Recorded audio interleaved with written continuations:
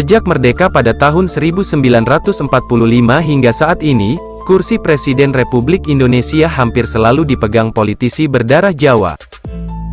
Mulai dari Soekarno yang berasal dari Blitar, Soeharto dari Bantul, Abdurrahman Wahid dari Jombang, Megawati Soekarnoputri kelahiran Yogyakarta, Susilo Bambang Yudhoyono dari Pacitan, dan Joko Widodo asal Surakarta.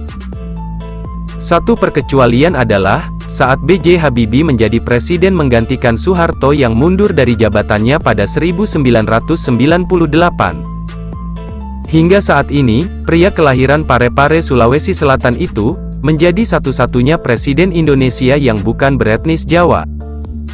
Apa yang menyebabkan dominasi etnis Jawa di kursi presiden Indonesia?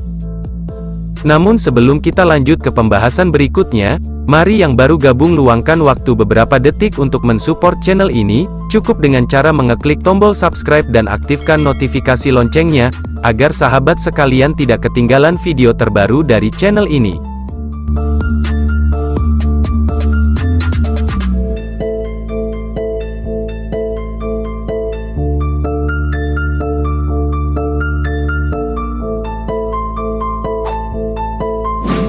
Dosen Departemen Ilmu Politik Universitas Gadjah Mada, Mada Sukmajati menyebutkan, kondisi tersebut dipengaruhi dua hal besar.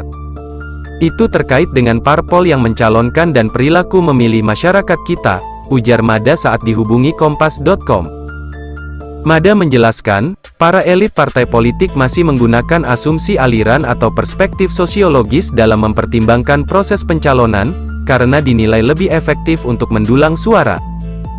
Sementara masyarakat, khususnya kalangan muda, melihat sirkulasi kepemimpinan nasional dengan cara yang lebih rasional. Mereka tidak lagi mendasarkan pilihan pada hal-hal yang bersifat sosiologis seperti asal atau etnis seorang calon pemimpin.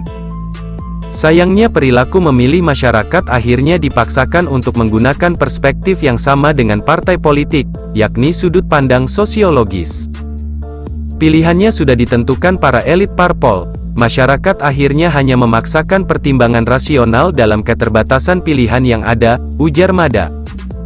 Melihat fakta kontestasi politik nasional saat ini, Mada berpendapat terjadi kesenjangan antara partai politik sebagai penghasil calon pemimpin dengan masyarakat sebagai pemilik suara.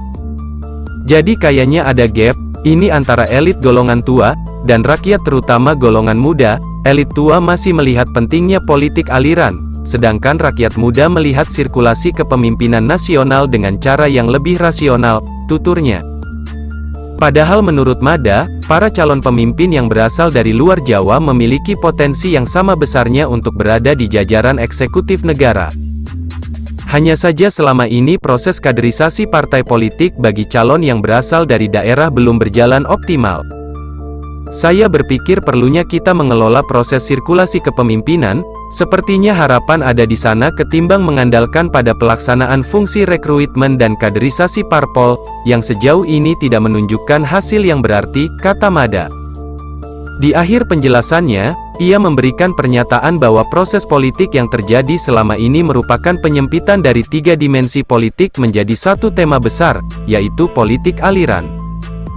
Dimensi popularitas, elektabilitas, dan akseptabilitas akhirnya disempitkan ke tema politik aliran, termasuk politik identitas, ketimbang kinerja, pungkasnya. Dominasi pemilih di Pulau Jawa. Sementara itu, Direktur Pusat Kajian Politik Universitas Indonesia, Aditya Perdana memiliki pendapat yang berbeda. Presiden Indonesia yang hampir selalu beretnis Jawa, menurut Adit disebabkan dominasi pemegang suara yang berada di pulau terpadat di Indonesia ini. Alhasil, jumlah penduduk yang amat besar ini harus diwakili sosok seorang pemimpin. Ya, faktanya memang kan pemilih sebagian besar ada di Jawa, jadi artinya ketika bicara tentang politik identitas, maka alasan itu masuk akal, bahwa pemimpin yang berasal dari kelompok yang besar, dia harus diwakili, kata Adit.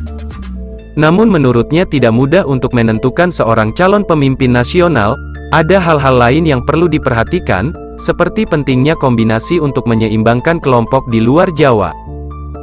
Adit melanjutkan, Dikotomi politik yang dulu berlaku sudah berbeda dengan yang ditemui sekarang ini. Dulu dikotominya kan antara dua, Jawa dan non-Jawa, militer dan non-militer. Tapi menurut saya udah banyak berubah soal itu. Artinya sekarang pilih mana yang banyak yang setuju, militer oke, non-militer oke, jelas Adit. Hal itu menyebabkan, masyarakat saat ini lebih berpihak pada sosok-sosok yang memiliki prestasi dan menonjol di daerah, bukan lagi berdasarkan Jawa, anggota militer atau bukan. Hal ini sesuai dengan yang disebutkan Mada sebagai pilihan yang rasional. Sayangnya, saat ini sosok-sosok yang menjadi pilihan masyarakat secara rasional itu belum begitu terlihat menjadi fokus partai politik untuk dijadikan sebagai calon pemimpin nasional. Hanya saja jalan mengarah ke sana sudah mulai terlihat.